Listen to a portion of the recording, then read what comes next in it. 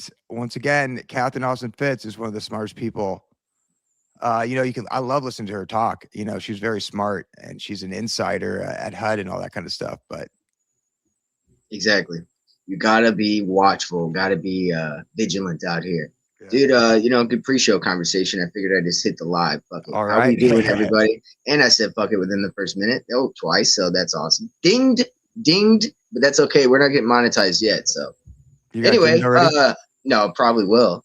Well, I'm monetized like with the supers, but I'm not monetized like with the ads or whatever. So I don't think I get dinged yet necessarily. We'll see. But anyway, welcome to 6G Agenda. We are back to talk about what they won't, and today Ben is back with his frequent flyer here to talk about Exposure Gate, get some of his expertise on the aspect of the alternative media, the controlled Mockingbird industrial complex. We're going to get into that aspect of Exposure Gate, which is kind of the new series / thing I think is going on currently. So welcome in, Ben.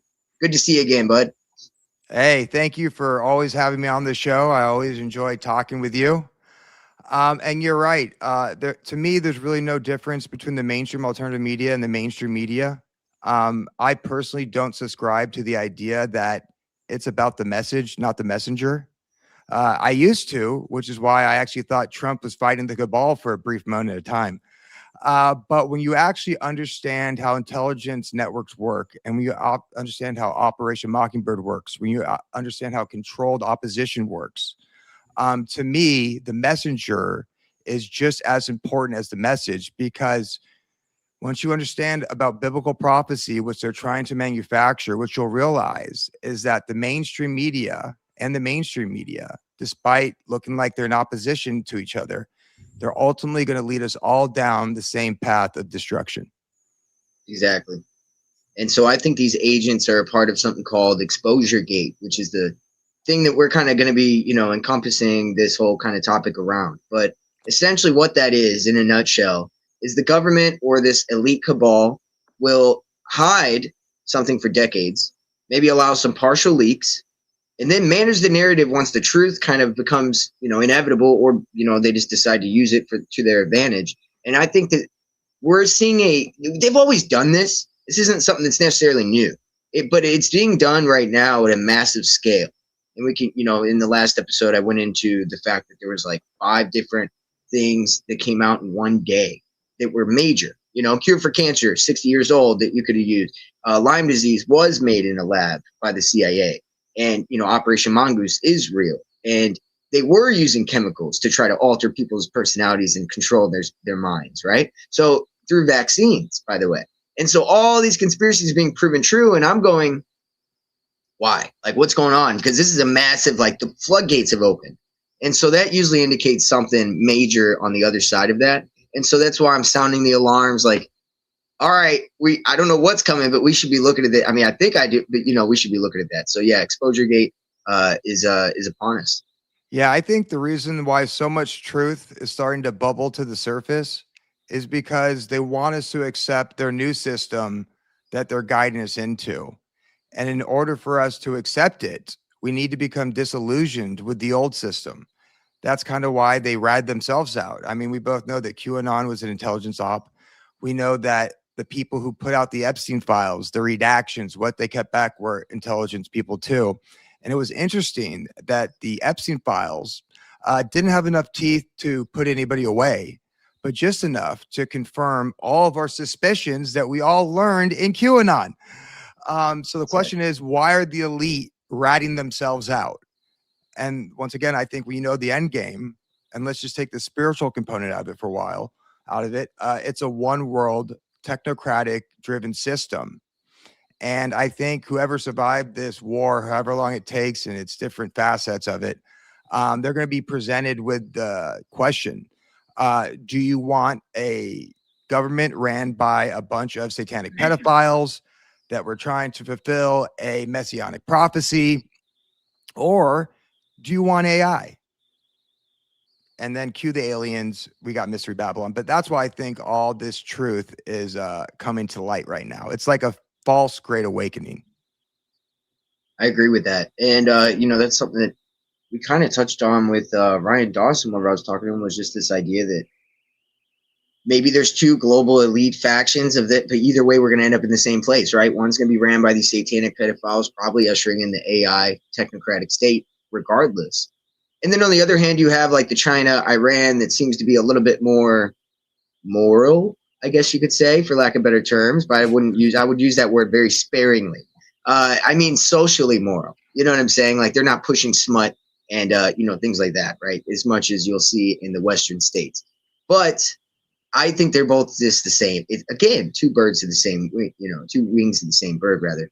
And so, yeah, I just think we're fucked either way whenever it comes to that. Well, I mean, we talked about it earlier before the show started. Who's funding Iran?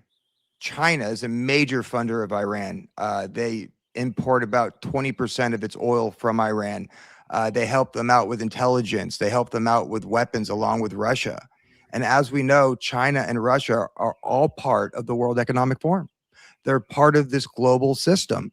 I mean, they even have this thing called Summer Davos in China. Like the second Davos is located in China. So here you have the system, although they appear to be opposed to the United States, opposed to the satanic, pedophile cult with Israel and the Western alliances, but they're funding, their opposition. It's one big, clusterfuck, incestuous gangbang. And I think maybe to the public, it might not look like they're pushing smut and they're not a bunch of pedophiles and stuff, but I think behind closed doors, we don't know who they worship. Well, actually, I think I know who they worship. I think they all worship the fallen gods. And I think part of this fallen god worship or being possessed by these demons includes pedophilia. So just because, and hey, listen, just go over to like the Saudis, right? They don't push smut, but it's no secret what their princes do behind closed doors. Let's just put it that way. So I wonder if the same thing happens in Iran too. Yeah, that's a funny point, actually, where it's like people are still part of it, even if they don't push smut, right? They could still be a part of that same elite system where some of them like doing crazy shit like that, but others don't necessarily. And that doesn't make them different per se, right? Netfunder, he's brought up a couple times these Lloyds of London. Do you know much about them and how Trump's like warring with them or having issues with them? I haven't heard too much about them. I'm actually very curious. Is Lloyds of London connected to the bank, the City of London, the Bank of London? Would Netfunder know that? Lloyds of London, historic insurance and reinsurance marketplace in London, not an insurance company itself. Lloyds of London, commonly known as Lloyds, it's a specialized insurance and insurance market located in London, but it's not like traditional insurance companies. Lloyds operates as a marketplace where multiple finance backers organized into syndicates come together, pool and spread risk. These backers, called members, include both corporations and private individuals. So it sounds like a fucking like the builder. I mean, you know what I mean? Or like something almost not really, but almost like that. Well, if it's located in the City of London, which is originally a stronghold for the Knights Templar, until the Rothschilds, changed their name from the Bowers and kind of took control of the banking wing of the Holy Roman Empire. So, maybe those videos that say that they're in battle with Trump, it might be to deceive people, as in Trump is his own man. They're the bad guys. Trump's trying to do the right thing. I don't know too much about that, but if it's located in the City of London, just like Candace Owens' husband's father's business, you can't trust it.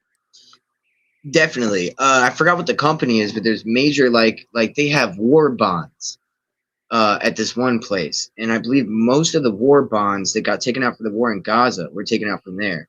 And the wife of the guy, I think it's like his ex-wife now. She's like the richest chick on this show, like one of those housewives shows or whatever. And my wife watches that, and I was like, one day I just did a little experiment. And I was like, how many of these motherfuckers are connected to people that are just real sus, right? And 8 out of 10. You know what I mean? I mean, it's actually crazy.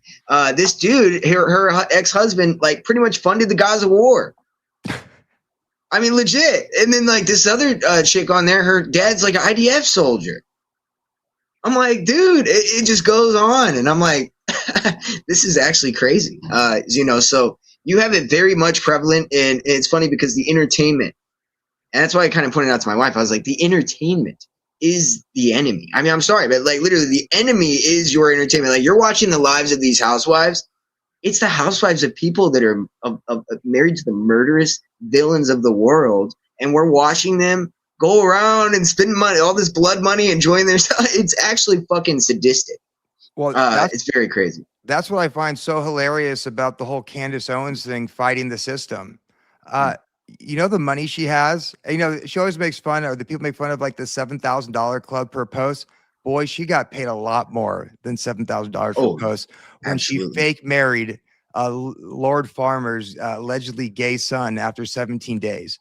All the money that she is spending. I mean, I guess she's making some money now in the super chats and stuff like that, but the bulk of her money is blood money, straight Oh up. yeah.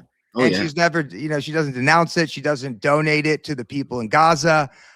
She continues to expose, the system, one that she got everybody to vote for. Yeah. So I just think it's kind of rich. You're right. It's crazy. So he was what he was saying about. No, you're exactly right. What he was saying about that, I guess, was he was referring to how whenever I was talking about there's two warring factions in this for control of the world. Trump on one side, not good either way, and then the Bank of London is what has been running everything. Okay, so he's saying that they're connected to the Bank of London. Well, of course, I'm not convinced that he's not working with the bank. I wonder what's the evidence that they are warring. I mean, and again, what did you say? What you have the best quote about that? That it's these. I didn't even want to say it. It's these people that work, these families, these elite families that worship gods, and then they all like war with each other sometimes or something. Oh, But you have a good like spiel about that whole thing. Well, I mean, it really is. I mean, if you kind of look at the history of Europe, and we can use the Rothschilds as an example, they were originally brought in to run the banking arm of the royals throughout Europe. And before that was the Knights Templars. So I do believe throughout history, you've had these bloodlines that have been warring with each other over power, but ultimately they all serve the same greater agenda. It's really set up like the Game of Thrones or the House of Dragon. And if you watch the House of Dragon, what is it? It's multiple bloodlines that fight over control of the realm. Ultimately, they do serve the agenda of keeping the peasant class below them. They take their genealogy back to the dragon gods, which many of these royal families, if you look at their family crest, believe they take their genealogy back to these gods. The Rothschilds, if you look at their family crest, there's a giant unicorn on it. And if you know anything about, Jewish stories, King Og, which was a Nephilim, was riding a unicorn. It seems to be the preferred mode of transportation for Nephilim giants.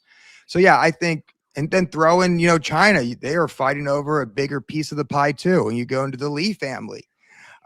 Also, the Rothschilds married into the Lee family. They're selling their breeding rights. So yeah, I think it's totally set up like that. Exactly. Yeah. And yep, you have a great thing about that. I was like, you can say it way better. So all right, let's get in. So I was just absolutely I was almost outside of myself watching the Schellenberger and Joe Rogan interview. I decided to watch that. Dude, I mean, it's taken everything in me not to do a whole episode on that interview. And by that, I mean, like, go like point by point, talking point by talking point, because that's how many times he pissed me off. It really just pissed me off. Cause I'm like, there's no way you're this dumb. Like it's just, yeah. And it's and there's a slight pushback from Joe Rogan, but it was just terrible. So, I mean, you've got him, obviously he did this weird thing where he said that, Epstein was a scapegoat, but he also said that he was doing everything on his own and autonomously. So it's like, how could he be a scapegoat? Because that implies that he got, scapegoated because other people got out of it. And so then you're also going to turn around and say that he was like by himself. There's a lot of like speaking out of both sides of his mouth that went on like during the whole interview. Hey, stop thinking, Andrew, when you think this type of stuff happens. He literally mentioned Netanyahu coming here so many times in Israel and this and that, and they turn around and goes, but Trump he does everything on his own. He's his own man. I'm like, holy shit, dude. it was crazy. Yeah, you're exactly right though.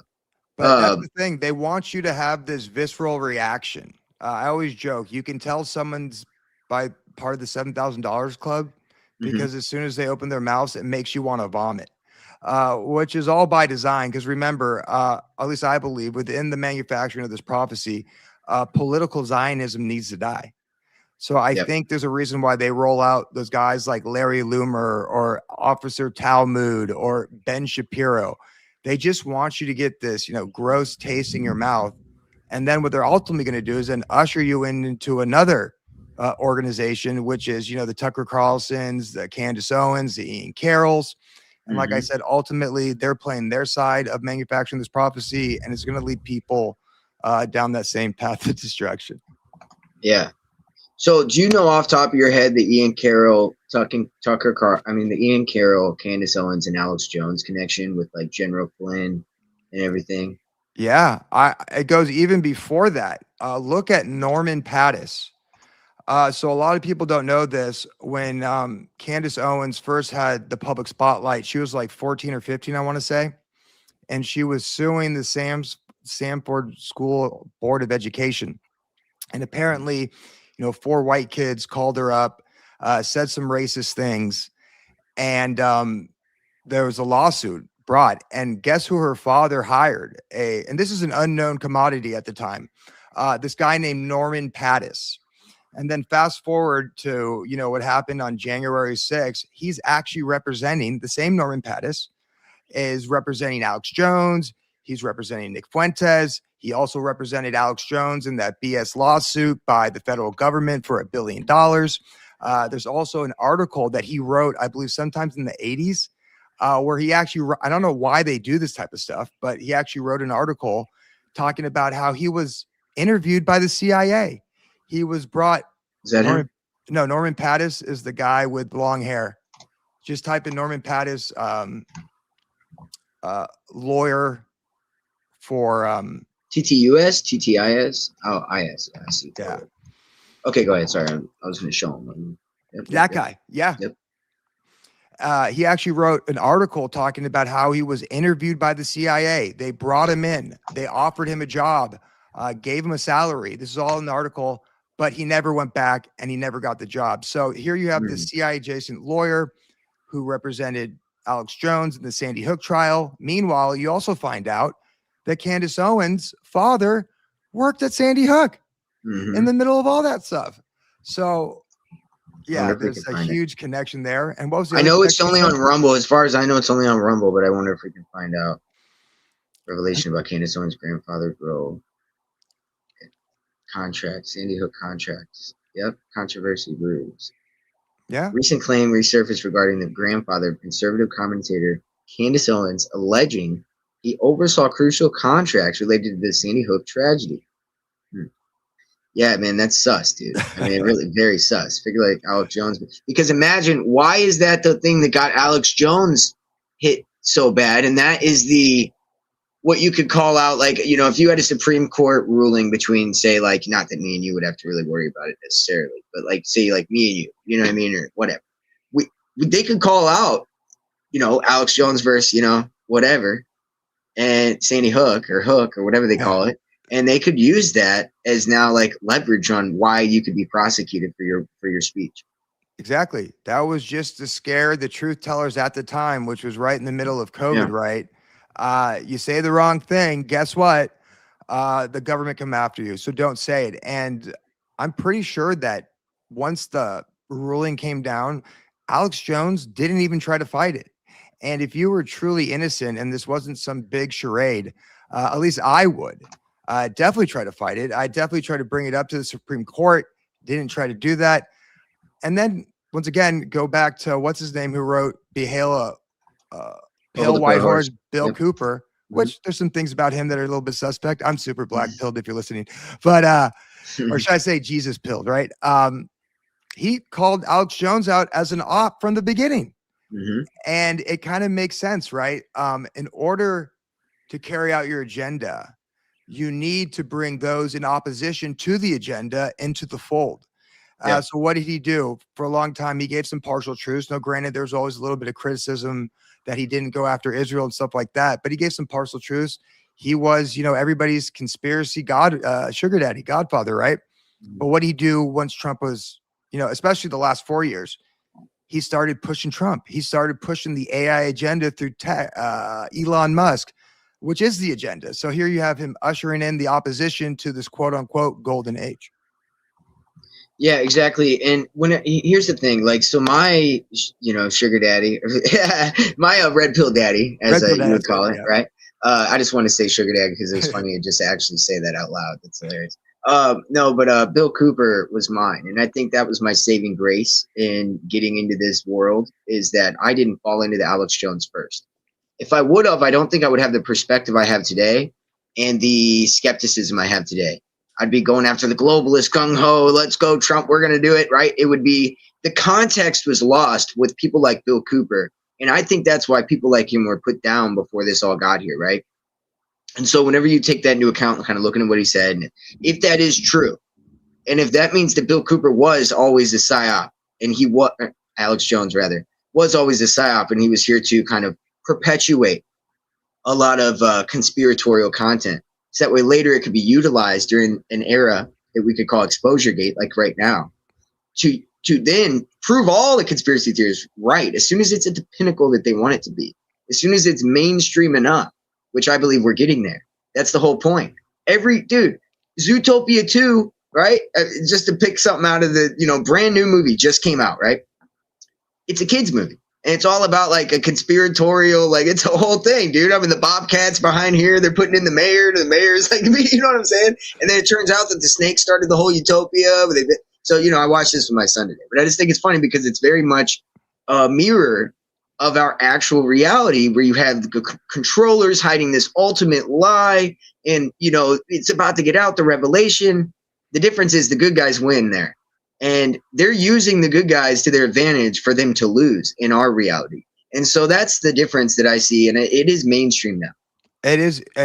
I've noticed that too. I do like to escape from the world sometime, escape from, X and social media and all that type of stuff. And I do like to watch a lot of television programs also, for entertainment value, but also to see what they're pushing, right? I think we need to learn from them to understand what the agenda is. And the amount of shows now that are on Apple, that are on Paramount or CBS that involve conspiracy, it's really entered the public sphere of consciousness. And it's, like I said, it's a wild time that we live in, that whenever something happens, let's just say like the attack on that synagogue in Minneapolis, that a good portion of the internet immediately goes fake, false flag. I mean, think how wild that is. Exactly. And, what's crazy is we do live in a world where, there's equal amounts of real with the fake that is just as unbelievable, because we have pushed people, I think, to the radical point of, yeah, there's really that going on. You know what I mean? Like, there really could be that going on. Like, a Lebanese man could have really been that mad because the bombing of the children in the schools that have been going on that nobody's talking about over in Lebanon.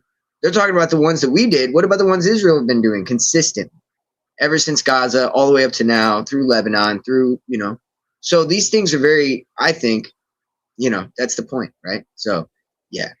Yeah, but it's also very controlled, right? So they do give us platforms where we can talk about these things, and, X is one of them. But then when you start diving into, who bought X, Larry Ellison was a key figure, in fact, gave Elon Musk $1 billion to buy X. And I knew this from the very beginning. I never trust Elon Musk. And I was, one of the only people out there.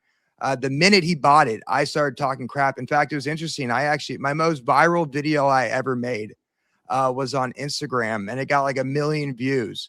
And it was right after, surprise, Zuckerberg push an anti-Musk thing. But it was exposing, who Elon Musk was. It was exposing that Larry Ellison, who's connected to the CIA, Mossad, he's probably the largest donor, I think, to the Zionist cause, right? Actually bought X with him, and that it was one large honeypot. But you notice everybody who moved there, especially the mainstream alternative media, and that's like their home, they were pushing it. It's just free speech. Ian Carroll came out and says, I just J-pilled or Israel pilled Elon Musk. And I'm Hmm. like, bro, you don't think Elon Musk knows exactly what's going on? He Yeah. teamed up with what's it called? And the amount of crap that I got in the very beginning for pushing this stuff, it was crazy. But you know, it turned out to be true. It is true, and I think we're really the only ones seeing it. To be Yeah, honest, there's nobody you as really well. talking. It's we're still at the point where we're still the only ones calling it out. You know what I mean? Like we're not at the point where everybody's like, okay, I'm starting to see through it. Like people are still praising Elon like a god for saving us by buying X, right? Like they still go on Joe Rogan. Thank God Elon Musk bought X. It's just all right, dude. No, they want as many people as possible saturating this world of digital world of social media. Like people like me and you, we're falling right into it. I'm willing to admit that. Oh yeah. So we could saturate everything with talking heads, talking heads, talking heads, talking heads. And the majority of the ones grabbing the ears are the ones that are usually paid. The people that aren't grabbing the ears, and I think that, of course, you also have like the fact that everybody's doing it too to cover up the everybody below that. And also, you have people who don't really think, like I don't want to be rude, but you have people that are like, I can't say I know them. I know there's some good guys in this space, like you and others that we speak with. But there is a lot of people who like are just kind of regular people that are like, drinking a beer, barely paying attention. Now they're going to go talk about it like they know what they're talking about. And so you have that is the majority of it. You have the majority of the people that are being paid to speak a certain narrative that are actually the professionals. And then we kind of fall in the line of like, when you see our production and you hear us, without really listening for long enough, you might be like, these are just those guys that drink beer and just think they know what they're talking about. And it's like, well, fuck, man, that's done to discredit people like us that are really doing the work, that are not being paid to have some major production and sell all these brands and be a brand whore. Rather, we're regular people like everybody else that actually put in a lot of work and would just want to present information and see if it drives out and resonates and if we're crazy or not. Really, it's a check on how crazy we are, right? But in reality, I think that this is all being saturated purposely to make sure that people don't know who, they just don't find the truth. Essentially, that's the core of it. And by the way, it's set where they trust nothing too. The whole point of exposure gates too is like, if you could get everybody to trust nothing and then silo them into their own echo chambers, if we have a small group of people that do understand what's going on, like me and you, it's going to stay that small group of people because the other people are still getting siloed deeper into their own echo chambers of What do you lies. mean? You're not getting pumped up to 1 million followers in 2 months on every single platform like Ian Carroll? That's not happening to you? Hockey sticks, bro, all day. I see hockey sticks in my dreams because I'm just fucking, my numbers are booming. No, man, they're gonna keep us in our pockets, and I think that also, it's like, what does it matter if a group of people, like a small group of people, know what's going on? The majority are getting funneled into their own echo chambers, which are like the the Joe Rogans, and then if they get a little bit deeper, maybe Sam Tripoli, if they get a little bit deeper, they're probably gonna go off somewhere else and not like to reality, right? So that's kind Yeah, of how I view it. yeah, and I also think there's different levels and culpability in this system of control, to your point. Yeah. There's at the very upper echelon, right? We're talking, and I'm just talking about the mainstream media, alternative media, right? I don't spend too much time on the $7,000 club just because it's so obvious, and people who watch my show can point that out. But within the mainstream alternative media, I believe, and you could say the same thing about $7,000 club. You have at the upper echelon, you have those who are connected to intelligence, without a doubt. We're talking about the Tucker Carlson, Candace Owens, possibly Ian Carroll, and then right below them, you have all those who make money off of it, right? And they need to choose a side. It's not profitable in saying, hey, it's all BS. They're all bullshit, because in our tribal nature and the help of the algorithm, that's what people want. So you have the intelligence on top. You have the people doing it for the bag that are just basically regurgitating, reposting everything they said. And then below, and I hate using this term, because I think these people are just in search of the truth like everybody else, but for lack of a better term, useful idiots who are no longer thinking. We are just reacting instead of, why is Candace saying that, especially when she's connected with her, father-in-law?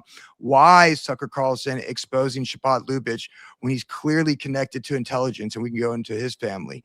I'm saying, why Ian Carroll has never met an intelligence operation that he didn't like to defend as the new kid on the block. I mean, I can pull up countless videos of him defending Alex Jones and having to walk that back. I can countless videos of him telling people to vote for Trump and then to walk that back. And there was people, Seven Seas is one of them, who does a lot of great work in the space, that actually caught his attention. And you know what Ian did? He just said, "Oh, you're an idiot, vote for Trump." You know, so I think there's many levels. So I don't want to throw shade on everybody like they're evil actors, but I do think, oh, there's one. You know, if anybody has a blackmailable personal life, it's this guy. And an evil actor, there you go. I mean, come on. He doesn't even act like, he doesn't even hide the evil part. He's just he's an asshole even to his fans. But I think that's Stockholm syndrome. I mean, who goes and donates 100? That's why it's a cult.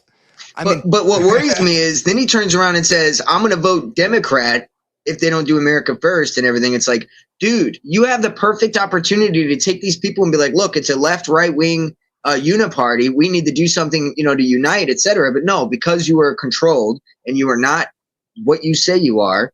You're all for the empire. You're all for going and doing regime change wars one day when we do Venezuela. But then when we do Iran, now you're reneging on that and you're turning around and going, "Oh, I would vote Democrat because we're not America first for this war." And you're crying with Alex Jones about it. But you were just cool with the Venezuela thing. So I'm confused now because I thought you were all for imperialism. So it's very, whiplash. Yeah, let me tell you something, especially with the Venezuela thing. When that happened, one of the first tweets I saw was, Nat Rothschild supporting it. And then I see Catboy Fuentes over there saying the same thing. And I'm like, whenever you're on the same side as the Rothschilds, regardless of what happened, you're on the wrong side. So, yeah, I think the agenda is like a pig. Each one of these groups, whether it's the $7,000 Club, the mainstream alternative media, someone like Nick Fuentes, who kind of seems by himself, I think they just slap a different shade of lipstick on it and expect you to think it's not a pig or an agenda. But I think it's all the same thing. Fuentes isn't he's with the Sneeko party, right? Like the Sneeko, the Andrew Tate. I mean, he's got like a group of people you could lump him in with if you wanted to. You know what I mean? Definitely. Did you see that Red Pill documentary on Netflix? No, what is that? No, I missed it. So they're part of the whole Red Pill movement, the Manosphere movement. We're talking about Myron Gaines. We're talking about Sneeko. Yes, we're talking about Nick Fuentes. We're talking about Clavicular. He's like the new guy that bashes his face with a hammer to look max. Andrew Tate. And what I think, they're like the counter to fourth wave feminism that ultimately brought us OnlyFans models and, chicks acting like whores. They're like the counter to that with the masculinity movement, because there was a real crisis in masculinity. The agenda told us we were horrible people. Yep. And then they put in their agents, right, to create, to deceive a whole generation into treating women like shit. I think it's part of the greater depopulation agenda. And what I do find interesting within each one of these characters, and they're all exposing Israel. You could throw Dan Bilzerian into that one too. They're all promoted a level of degeneracy to a young generation, and there's all rumors about them being closeted homosexuals. Why? And what you do behind closed doors between you and God, let the chips fall where they may. I don't judge in that way. I leave that up to God. But it's something weird that the leaders of the masculinity movement, there's rumors about them all being closeted homosexuals, and throw Elijah Schaffer into that one. Come on, dude. They don't look straight here. Yeah. Come on, dude. Got the fires of hell burning behind them. They got fucking, come on, dude. I found interesting, Dan Bilzerian. Yeah. There was actually images of him that were in the Epstein files. Now, we could see those images without the square over them or whatever that he posted, but you're like, well, why do they even have Dan Bilzerian's image in the Epstein files and squares over the girls that were with him? And I wonder if those girls that he was with, which are clearly prostitutes, I mean, what did this guy do to his 80 million followers? He had prostitutes, he had drugs, they were flying around in a plane. He sounds kind of like an Epstein-ish type character, maybe less pedophilia, but maybe that blackmail network. But, he was, I think, dealing with chicks that were in the Epstein files. So, but he talks crap about Israel. But then when you realize that's exactly what they want, you're like, oh, okay, he's part of the agenda. I think you're right about that, dude. I mean, you saw my, oh, fuck, it might take me a second here. Hold on 1 second. Let me see here. Give me 2 seconds. No, I can find it actually on here. Hold on. while I'm showing it to you. Here, I'll just go to my profile. Speaking of that, I mean, first of all, somebody was just talking about in the chat, somebody was talking about the fact that Elon was like begging to go to, the island, to hang out with him, or his brother. One of them were. They were like really excited, can't wait, et cetera, et cetera. Did you see that? Those in the Epstein files? I did not. No. Oh, Oh, you did? I saw that how Elon Musk had lied about it, and then there was email correspondence that he wanted to go to the island, or what was a good night to go to the island, right? Which is your craziest party? Yes. Like we said. Yes. So somebody actually reposted this. So Nick Hinton posted this, right? He said, "Why does this signature look just like Neuralink?" I just flipped it upside down. I was like, well, whenever you flip it upside down, it legitimately looks the exact same.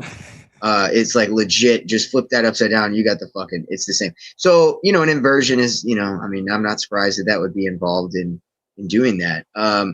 But yeah, again, it's just like, of course the connection's there. And the way that Elon has children and wants to have children, and how he's like, you can have a contractual agreement with me and I'll just donate and you just have them. I just want to spread my seed. And, just for the listener's sake, that's exactly what Epstein wanted to do. He wanted to spread his seed across the world, right? For lack of better words. Wasn't that the whole thing? Yeah. I mean, who knows what type of stuff? Like, I wonder, and this is completely conspiratorial of me. We know that there's such thing as designer babies. We know that they are messing with our genetics. I wonder if some of these people who are so obsessed with having kids are actually starting to implement some of this technology that they've cut from us. With CRISPR, if you look up some of the names of Elon Musk's son, they're named after warfare technology associated with the fallen angels.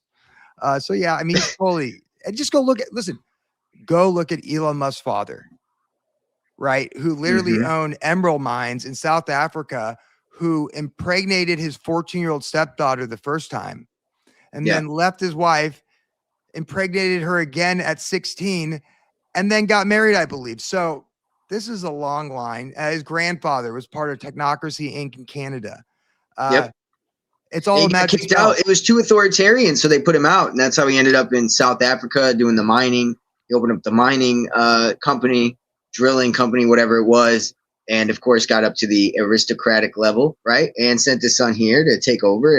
And I think it's weird, of course you have the Nazi, the space ties, and the high technology ties with Donald Trump, Tesla, Elon Musk. You have Elon starting his company, calling it Tesla. You have Werner von Braun, who was the Nazi scientist, a Nazi scientist working for NASA, who pretty much started it. And he talks about a book where a man named Elon is going to take us to Mars and rule with a League of 10. And the Roman numeral for 10 is X. So it's like, dude, what kind of fucking mind loop are we in here? And I get why people think we're in a simulation. But again, this is ExposureGate. The idea of ExposureGate is the elites are fucking with us. And your reaction is equally as important. Now, am I saying there's no channeling? Is there no way they did any kind of psychic future channeling? I don't know. Fuck. I'm not saying there's no possible way. But is it more likely, though, that they have a multi-generational plan, that et cetera, et cetera? Probably. I think that's more likely. And Kyle here was saying that the Epstein files are government psyop, and that's kind of the basis of what got me into this whole ExposureGate thing. Was this is too good to be true? There's too many typos. There's too many just things that connect directly to certain conspiracies. And if you were going to expose all conspiracies at once, wouldn't you take the biggest one with a guy connected to everything, and then in the emails use AI, whatever technology you have now, to create emails, redact some of the words, but it's got typos. Let's leave it alone.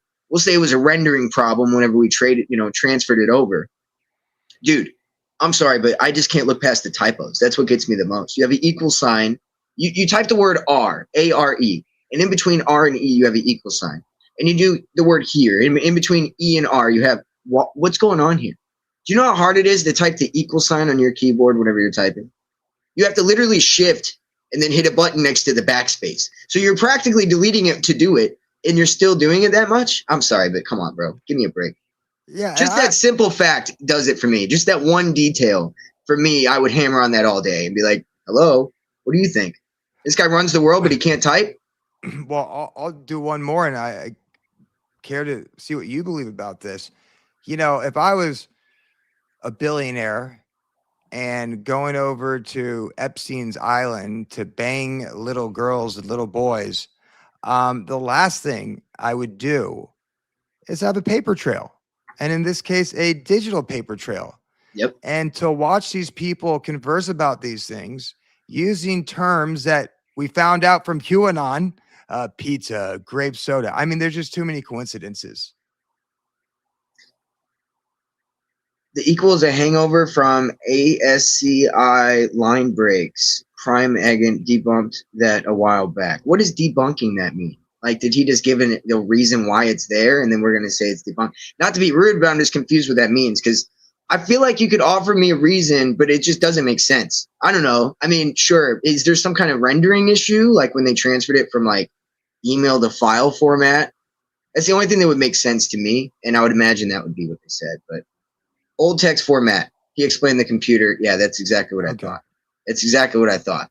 And I was talking to my wife about that. She was like, well, that could be possibly a reason. I was like, all right. Because it is. Here's the thing. It's to and from Epstein and from other people. So it's not just him doing it. And so I'll give him that. Shut up. Cake in the cup. Shout out. Cake's always got the bangers right on. He does. But I also like to say this, and that it's all controlled. Those in the government who are leading the charge to release these Epstein files, they're suspect too. I mean, look at Thomas Massey, who's literally groomed in Demolay International, a Masonic boys organization named after the last Grand Master of the Knights Templars. You know that Albert Pike quote, if it's real or not, but when the people need a hero. And at this time, it's really Mason. You got Roy Khanna, who's from San Francisco. And he's not getting elected without a whole bunch of silicone money and silicone backing. So once again, you have two guys connected to the agenda, exposing it, but not really exposing it. Exactly. And Tucker, and we'll get back to Tucker. Well, let's do that. Right now, he's getting investigated by the CIA. Quote unquote, right? Or was it the CIA? I think, right? CIA said, yeah. And so what's funny to me about that is a week ago, Trump said Tucker's not part of MAGA. He's lost his way. So we've now had a separation from MAGA with Tucker. And so if you were going to build up this third savior party, you would pick the guy who's calling out Shabbat Lubavitch. You'd pick the guy who's calling out the Zionist regime. You'd pick the guy who's the father of America, as they call him. You'd pick the guy who's trying to save America and almost even sometimes can convince somebody like me that he could be possibly a white hat, even though I know for a fact that there is like this other layer I just can't quite see yet that I'm just working on getting to, that he's there on, right? And so with that being said, you have a Thomas Massey and Tucker. Do you think that there's a possibility that could be a third party movement and or a new Republican movement in the future? I mean, Tucker's young and so's Thomas. They're not like 80-year-old guys, and they're already calling Tucker the father of America. And he had a close relationship with Charlie, who people already said was going to be headed towards the presidency. So I wonder, with the grooming in mind and everything else, what do you think about that? Well, about Tucker, all you have to do, because I watched that video about, the CIA is spying on me and stuff like that. But hey, listen, whenever I worked for a company and I used their laptop or I used their phone, guess what? They had access to all of it. So I think Tucker worked for the CIA. They have access to it. But I mean, once in the CIA, always in the CIA. Right. And all you got to do is look at his son. Right. Because in that video, he goes, I think government is disgusting. And he's calling out the agenda. He's calling out Trump. But his son is literally a paid liar for Peter Thiel by proxy of JD Vance. Like straight up. So how are you going to say and expose? There is a connection with Thiel and Tucker, correct? Yes. Yeah, that's what I thought. His son is the deputy press secretary for JD Vance, which means hammer it home. That means you're the deputy press secretary of Palantir. Yeah. So it doesn't make sense. Holy shit. And that's another thing. Skull and bones. I always hammer on this. RIP Tex Mars. I think I put him up there with Bill Cooper. Him, James Shelby Downard, Tex Mars, these are the greats, okay? It's not the goats are not David Icke and Alex Jones, okay? Those guys are not the goats of this movement. The goats of this movement are guys like that who point out these things and then die, and 20 years later they come to fruition. That's real shit. Because no matter how controlled you are, you can't point out a movement that's anti-human if you're a part of it that well. You know what I'm saying? Without like, yeah. So anyway, I almost forgot where I was going with that. But yeah, Tex Mars, what were oh yeah, the skull and bones aspect. Yeah. J.D. Vance's Skull and Bones. And there's a long history with the Nazi Skull and Bones in this New World Order movement. That's all. I'll leave it at that. Yeah, so I think what Tucker and Thomas Massey, yeah, it does look like they're trying to start another political party because I think, like I said, Zionism needs to die. And let's not also forget that Thomas Massey has a bunch of AI tech patents. He's a former graduate of MIT, which is a feeder into DARPA, which is a feeder into the CIA. So after they used political Zionism, in my opinion, to collapse the system, I think the technocrats are going to build the new system. So I can definitely see Thomas Massey sliding into that position with Tucker Carlson. The Bilderberg, to your point, is filled with Zionists, but was created by an actual Nazi. By Nazis, right? Exactly. Goes back to the Havara Agreement, same type of deal. So I don't think there's any real difference between the two. They're all just different bloodlines for factors. So yeah, I definitely see them playing their role in destroying MAGA, destroying the Zionist movement, but ultimately ushering in technocracy, however that looks. Yeah, so that third party movement, man. So, okay, so we have exposure gate, getting exposed by people who we could probably foresee being a lot of leaders in this new movement that they're trying to create. So if you want to create, I just want to break this down conceptually and try to kind of see what we're dealing with. So Alex Jones does his job really building up the conspiracy movement. Joe Rogan does a good job kind of building up this young male class of people, guys like, a certain age range, getting them into like, working out, like just a certain kind of lifestyle, really changing their lives for the good. But then you have a shift, right? With the MAGA movement, it kind of pushes them into there. It works perfectly. But you also simultaneously have people, kind of rising up that are a little bit deeper on the fringe side. Tucker Carlson leaves Fox around this time. Ian Carroll pops up out of the nowhere. Candace Owens goes full on retard, right? Just to quote Tropic Thunder. And so, as you go, you're like, okay, that's where they're building to. And then now those people that are exposing this are building a new movement. And this new movement, we are seeing leaders emerge. A Thomas Massey, a Tucker Carlson, people like that, and anybody who joins them and calls out, whatever. So I see it. And then you have even the radical side of this movement already being created that it can kind of really usher it in, with the accelerationist aspect through the people like Fuentes, who are capturing the younger people, right? The younger generation, even than us. And so I think that's genius, man. I think they really are doing a good job. They're capturing a whole generation of people and they're generating them over. And once David Ellison buys the medias, and we don't have this weird leftist thing going on still in the media, and it's full propaganda from the right and from this new movement.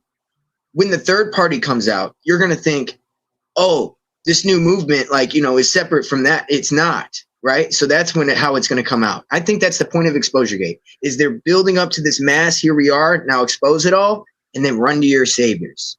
Yeah, and that actually kicked off, I believe, with QAnon, which was an intelligence operation. And what's really interesting? And hey, listen, I love Sammy T. I think he's actually one of the good guys, despite being a cesspool of, whatever he was doing. He's in the waters, right? Dude. But this is what I found interesting. So remember a few years ago, he was on Joe Rogan, and that clip of him exposing the, illegal immigration riots went viral, right? Yeah. Oh my God, he predicted this. Well, you know who he said told them this?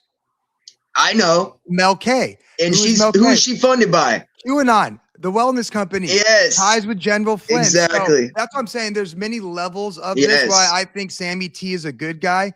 They have their operatives in there, and they'll go on shows and stuff like that. And Sam like, oh man, that's really cool. Exactly. And then it'll happen. Well, where did Mel K find out? How did Mel K find out?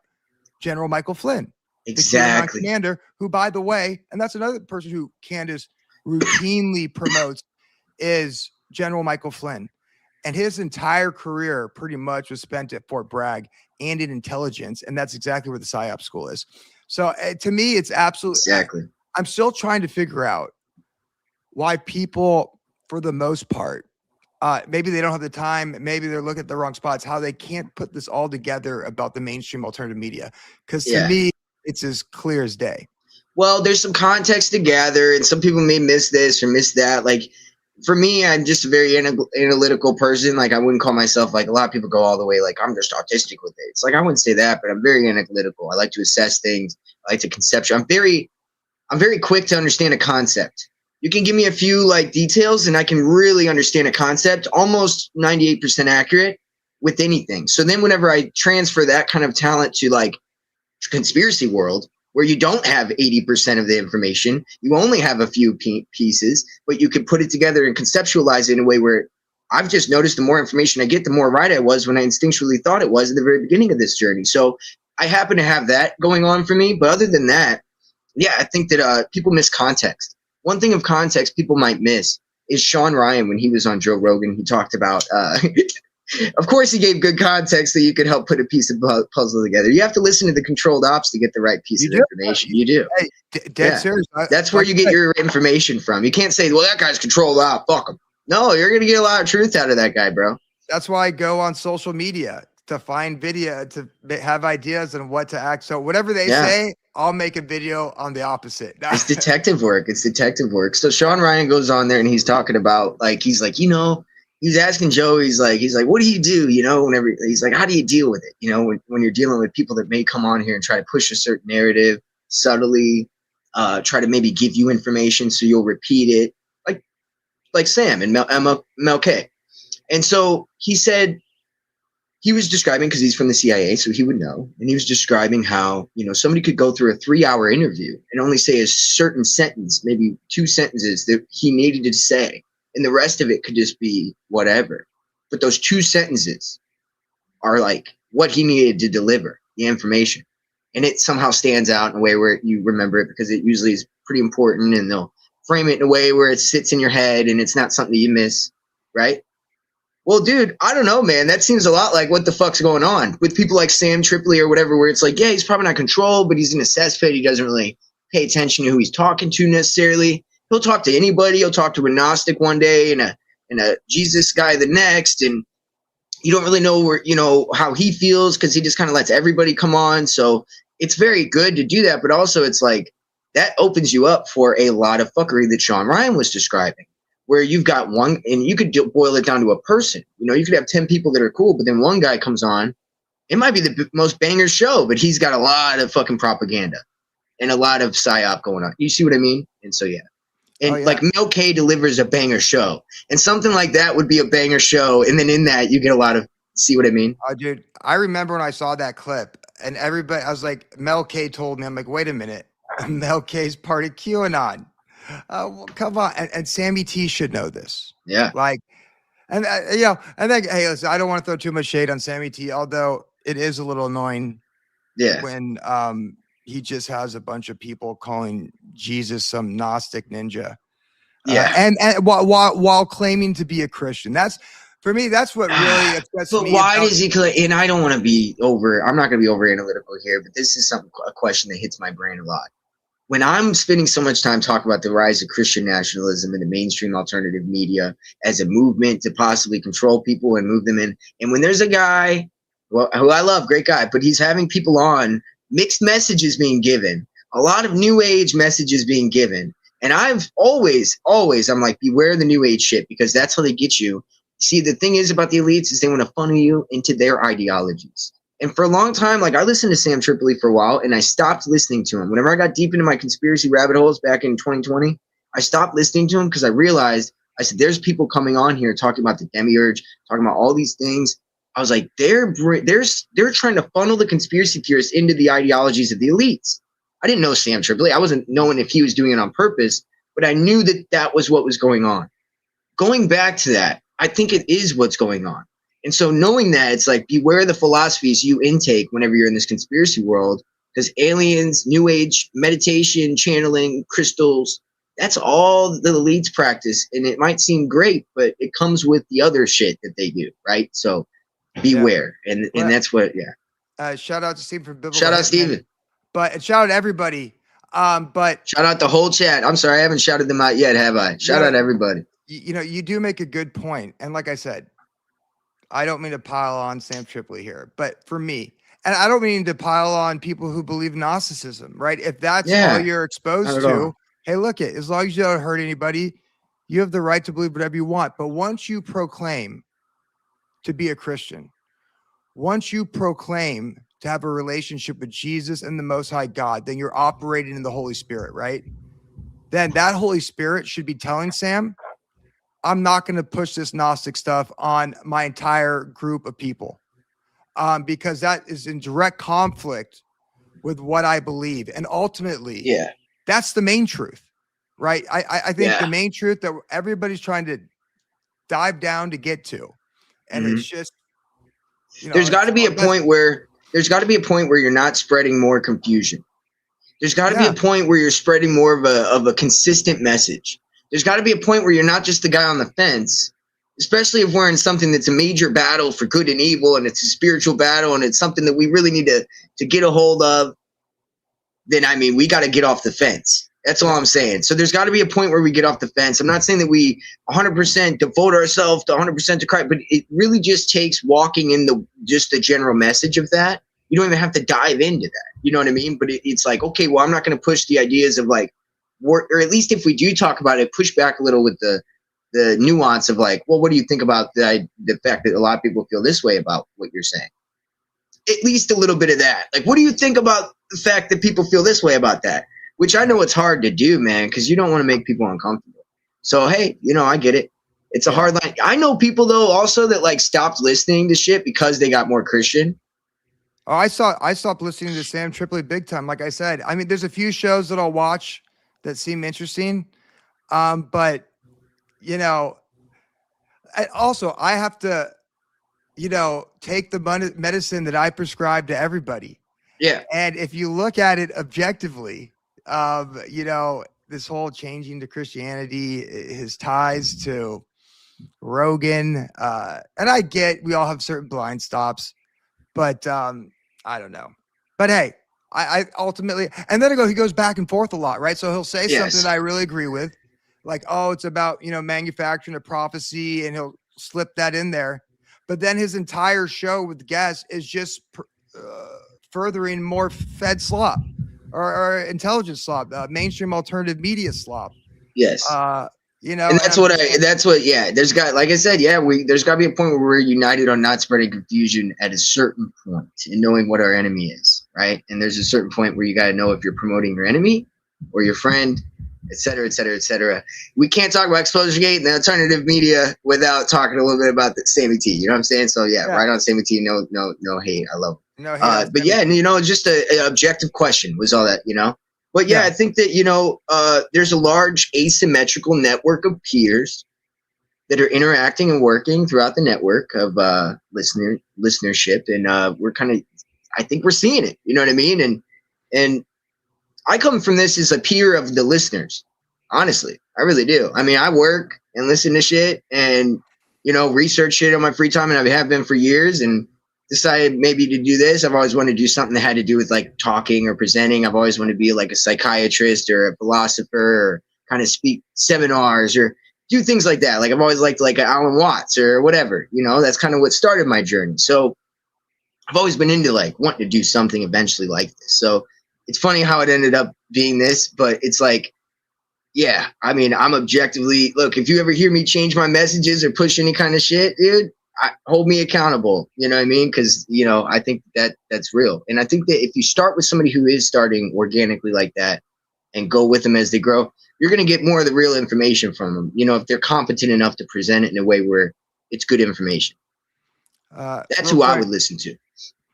Hey, I would listen, there's a great passage in Galatians 5 when it talks about the fruits of the spirit versus the fruits of the flesh.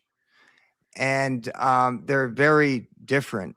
And I look at somebody, I'm like, are they showing the fruits of the spirit, or are they operating of the flesh?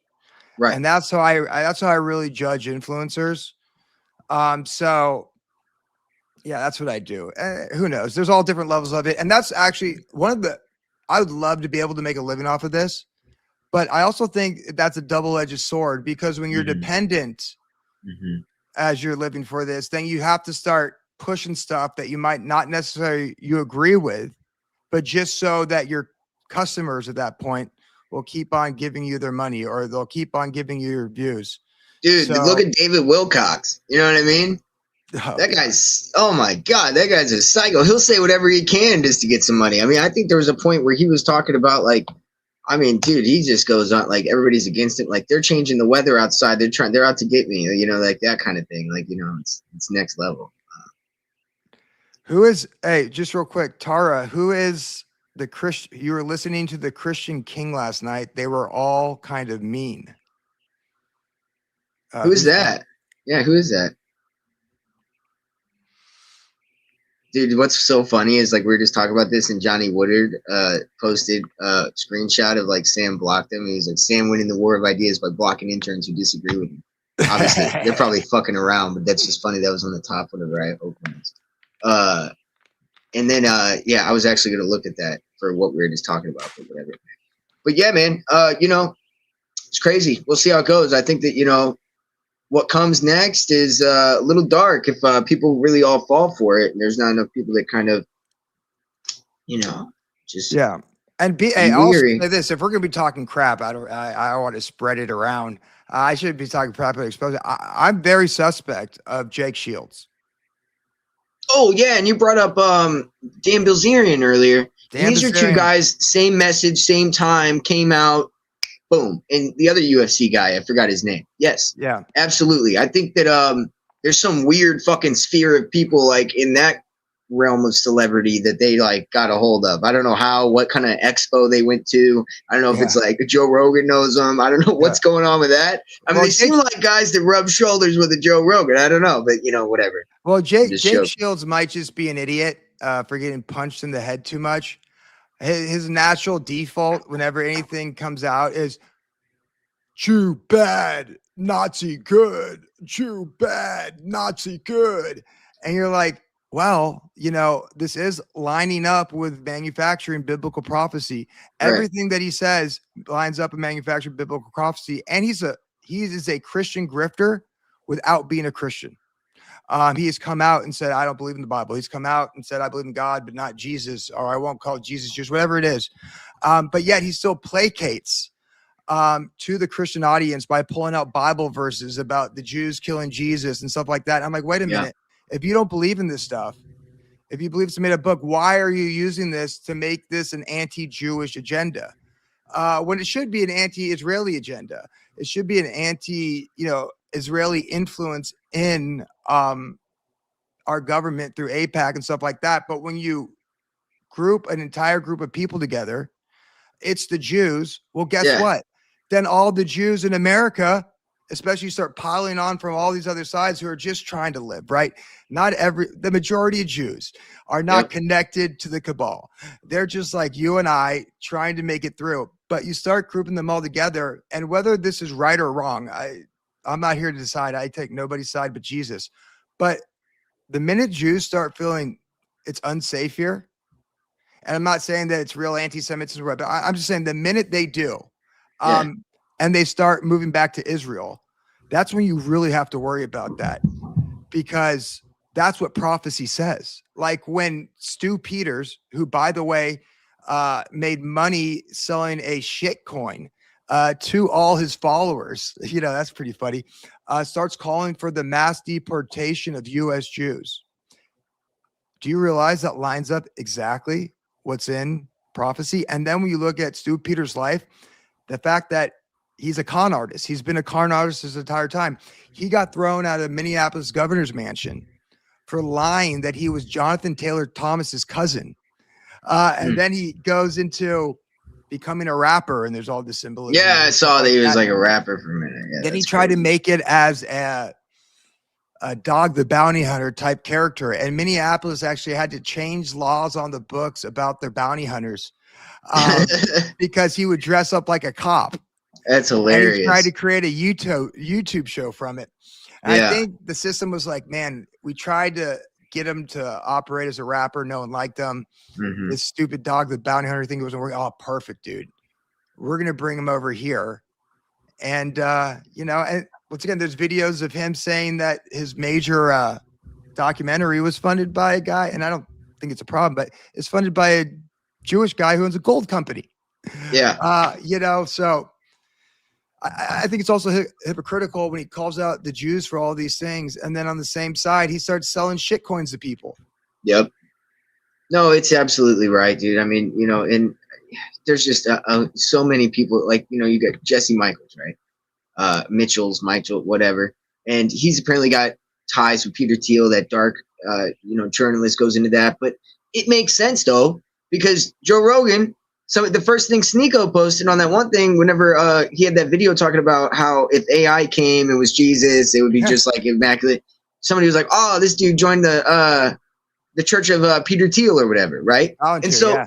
or Palantir, and so of course they have a connection. So you got Jesse Mitchell, but then also like Jake Paul recently. I don't know if you saw Trump endorses him, right? Well, this is right after this where he reclaims his Jewish lineage. He's been Christian his whole life, but his mom's side is Jewish. So he decides, which means he technically, so he did the whole thing with a Shabbat rabbi.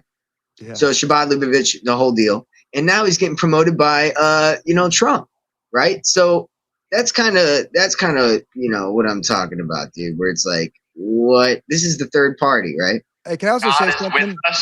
I know. Oh, it just was playing, but I'll let you can talk. A lot of it is on us Christians. For some reason, we just want it to look like in the world, like, oh, we're winning. We got another big guy on our side. Oh my gosh, he said this. He's talking about Christ. Mm-hmm. And, I don't think we should put our faith in the world. No. I think we should put our faith in Jesus. We should put our faith in God, and that should be enough.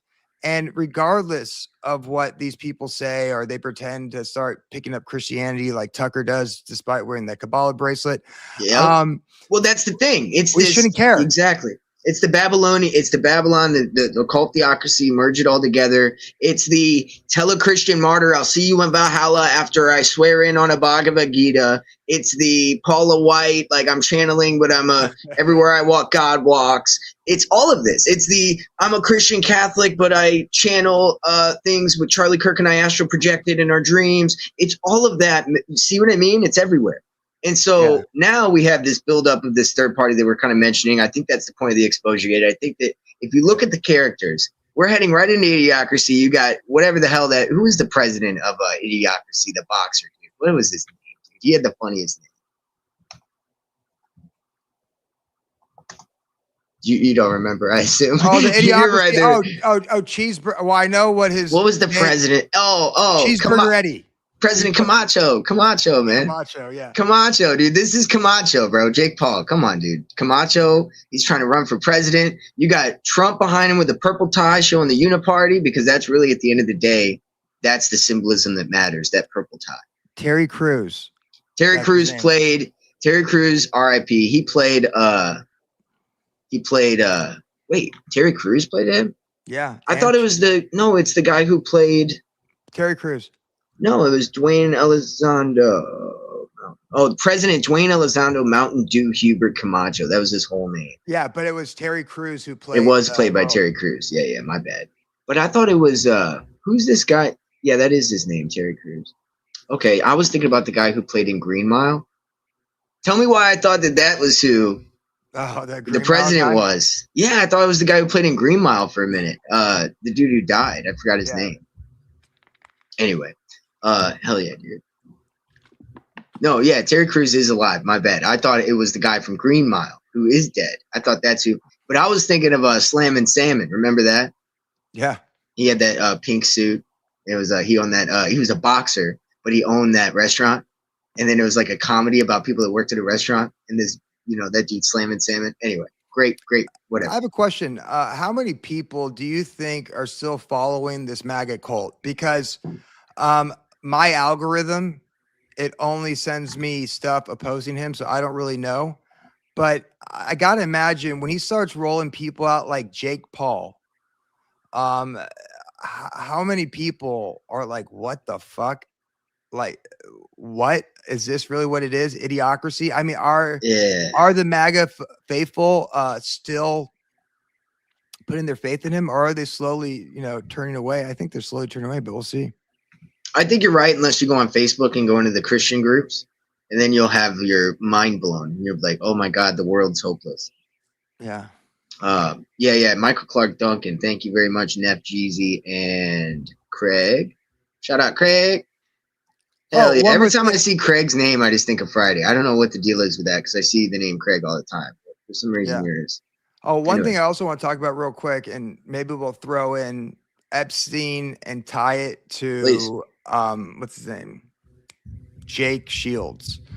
So I think they purposely released files on them with the word goim all over the place. Right. Absolutely. And you would think, though, if you're trying to hide his connection to Mossad and to Jewish supremacy, you would keep the thousands of documents that talked about Gentiles as goim out of there. But they didn't. And what was the topic of conversation that literally kicked it off with Candace Owens when she posted, "Good morning, goim," But I was just looking on YouTube, and guess who? I looked at the Jake Shield podcast title, and the title was, it had Dan Bazarian on it. He had a couple other guys. The title was literally Goim United. And once again, when you know what they're trying to do with political prophecy, that's exactly and they need you to know that you need to be against the Jews. So Goim United, guys. It's just Goim food, Goim this, Goim that. Exactly, dude. They're trying, because Tucker Carlson, though, and this is what makes me sometimes think he's a white hat, or he thinks he's talking to people that are just actual retards. Because he says things like this: if you want to make somebody who hates somebody, you call them a hater. If you want to make somebody anti-Semitic, you keep calling them anti-Semitic, and you keep doing all these things, and then you make them look deeper at certain, truths and et cetera, et cetera. But he's like, this is the opposite they would want. Why would he point that out, dude? Yeah. That fucks me up, dude. That's massive psychological warfare, because that's coming. You see what I mean? Because it's like me sitting here, I'm like, why would you give that big of a hint? That's kind of a big hint to give, don't you think? Yeah. I mean, for me, I get that. I knew that already, but you're spelling it out for people that probably didn't also know that. Why would you do that? You're leading a horse to the water. Yeah. Yeah, they want you to turn he's not leading a horse to the water to hate Jews, though. He's leading a horse to the water to, really just to hate Netanyahu. He's forming it up as a geopolitical thing, actually. He takes all the spirituality out of it and says it's just crazed, religious fanatic leaders who have funded him, and the problem will probably go away mostly. He kind of frames it if that goes away. So actually, that's the issue. There it is. I think why they use Tucker, I think they want to change everybody's opinion on Israel, right? And there's a large segment of the population, especially generational, that doesn't want to listen to Nick Fuentes talk the way he talks.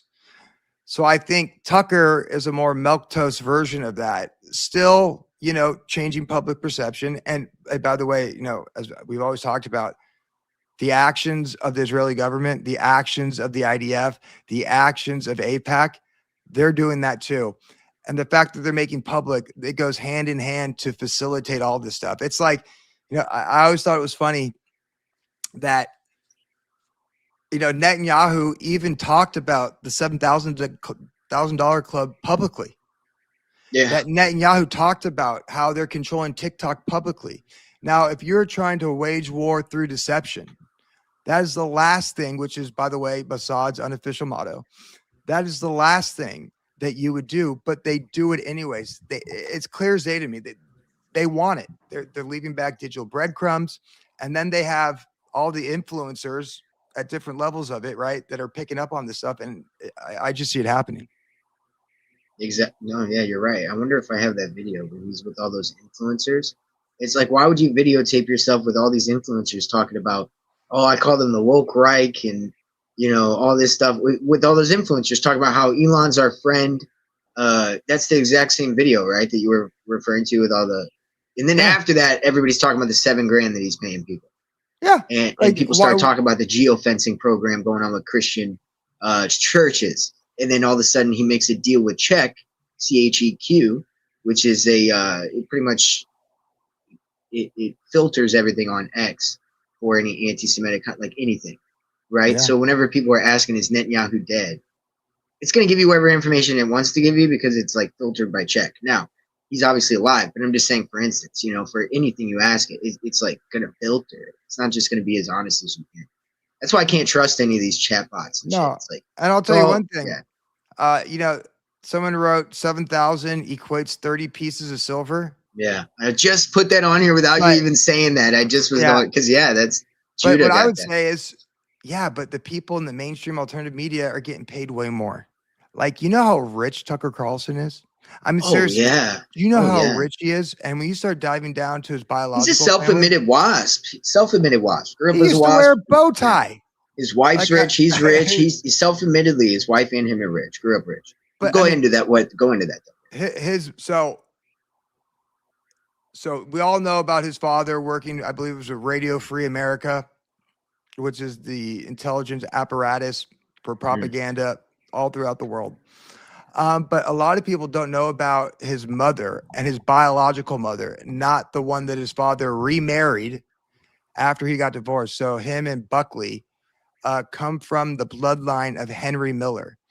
And he is, at one point, the largest landowner in America in the early 1900s. They called him the Cattle King, California.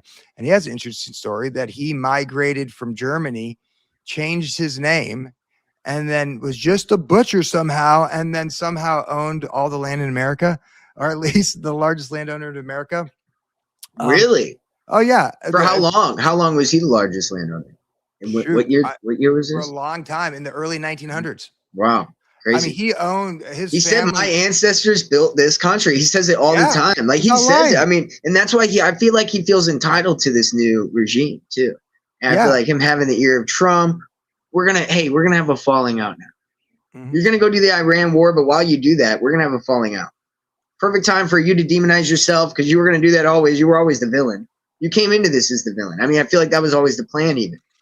He doesn't mind doing the things nobody else would. He's even said, I'm willing to do the things none of these other presidents were willing to do. And that's not a good thing. He's saying that like people think, oh, he's tone deaf. No, he's telling you this is just straight up, bro, because he's just that villainous. I mean, honestly. And I'll tell you one thing, looking into his father as well. Did you know he was an orphan? He was raised in an orphanage, then went to a military school. Yeah. His dad is not anybody. So you're like, so how did his dad, who was raised in an orphanage and went to the military school, then became a gonzo journalist, end up marrying one of the great-great-granddaughters of one of the richest people in America? And then right after that, they got divorced. In fact, the mother was a bohemian, and she's been described as living a bohemian lifestyle. Hold on, back up. Let's dive into this for a minute. Hold on. Yeah. Okay, so gonzo writer. So we're talking Hunter S. Thompson, like Hunter S. Thompson? Yeah, that's what like it says. Full on like writing with Hunter S. Thompson. So in the very beginning. His dad. Holy shit. Okay, and marries this rich bloodline. And doesn't Hunter S. Thompson have connections with like this whole Epstein style connection, Oh yeah. I thought he did. He had connections to intelligence for sure. Okay, go ahead. Sorry. Wow. So then he marries this super rich, wealthy family. They have 2 kids, and then they get divorced right away. And I guess the mom played zero role in raising the kids. It's almost like they were just breeding these kids for something. He then goes and marries the heiress to the Kraft family. And you're like, I mean, not to be rude, but I mean, how does he go from being an orphan gonzo journalist to marrying 2 very important bloodlines within American history? Like, dude, it's so weird. And I just can't look past that, especially, I can't. Yeah. And I'm all for a Saul and Paul moment. But you know what Saul did when he turned to Paul? He dedicated his life to preaching the gospel, not becoming a major mover and shaker within the Roman government. Okay. So you're saying Tucker Carlson's dad married the owner or somebody who's in the Kraft family. Yes. Kraft family. Yeah. Second. Okay, and then that's the owner of the Patriots, right? Same family. Uh, Pretty sure Robert Kraft. yeah. That's the same Yeah. family. He owns the Patriot, but It was the, so like that's a mega family. That's what I'm saying. Like yeah. Yeah. owns Kraft, owns the Patriots, big family. Yeah. And The then Kraft family, I believe. Yeah. and then they have Tucker. No. Tucker was before that. So Tucker married the Miller family. So Henry Miller was that largest landowner that migrated here from Germany and changed his name. He married and had kids with his great granddaughter. They had the two kids. They then get divorced. He moves on with his career and then somehow marries the heiress to the Kraft fortune. Wow. Okay. So you're like, what? And that's Tucker. And he's a man of the people. And that's Tucker. That's Tucker. Holy. Okay. I'm with you. So his first wife was very bohemian. That's very funny. I wonder what that means. That's probably his words because he speaks like that. Yeah, and that family was definitely, at least the power of it was located in the Central Valley and close to San Francisco. So it's a direct feeder into this type of Bohemian Grove, gentleman's club. Absolutely. Yeah, because the Bohemian Grove got infiltrated by political elites, things like that. But originally it was like an artist kind of. It used to be it was people that were like witches coven, like, artist, musician, like those kind of people. It was a giant gay gangbang. And then all the richest people in the world decided to move in there. And it's only partially now a gay gangbang. Yeah. It's the faggotiest thing you've ever seen. As Nixon says. As Nixon said, yeah. Yeah, dude. Absolutely wild, dude. So yeah, his wife. So I was always wondering why his wife was so rich. So she's in the Kraft family. You answered my question. Yeah. Yeah. Okay. Exactly. And what's interesting also, I grew up and I just found this out. I know two people whose parents go to Bohemian Grove. No shit. Yeah. I remember I was in college. I went to SC. So there's a bunch of rich people there. And one of my really good buddies, I don't want to give away his name, but his dad was the head of some studio. And I remember he used to tell me, yeah, my dad goes to this meeting up in like the Redwood Forest in Northern California every single week. And that's where they like set the agenda. I'm like, what do you mean they set the agenda? He's like, dude, that's just where all the most powerful people in the world go to meet once a year. And then fast forward to when I start learning about conspiracies, I'm like, what? That's insane, dude. Yeah. Yeah. What? So you never got to talk to him, I imagine. Well, I haven't talked to him in 5 years. Yeah. When I started going down this route of conspiracy and finding the truth, that's one relationship that definitely severed. Okay. I literally haven't talked to him in 5 years. Well, you would think it would sever. You know what I mean? I was on the internet calling people like his dad a bunch of pedophiles. So I don't know how. Yeah, absolutely. Yeah. That's crazy. Wow. Okay. So yeah, man, we got the full scoop on Tucker right there. Any other, cause I know that, you've done some deep dive on the alternative media people. Who else are we, what are we missing here? Any context, any connections with Intel or billionaires of the Zionist or royal kind or? Yeah. So I would, hey, I would look at, and I'll promote him, although I don't agree with his spiritual beliefs, but I'll promote him. If you ever want to dive into his 7 C's, his work within the, what's that called? The Colson Capital, the wellness company. That's what you got to understand is it's still intelligence that's supporting all the independent media in the mainstream alternative media.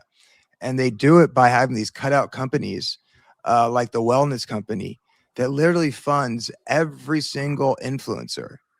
I mean, I should say everyone, but 90% of the influencers or, personalities that you like in the truth movement. And then you come to find out that like the CEO used to work at DARPA, the owner of Colson Capital, the parent company has direct ties to General Michael Flynn, Blackwater. And essentially that's how they supported the counter to the mainstream media while they were censoring them. And that's another thing. I think they censor us. So the influencers can say, oh, look they're censoring me. I'm speaking too much truth.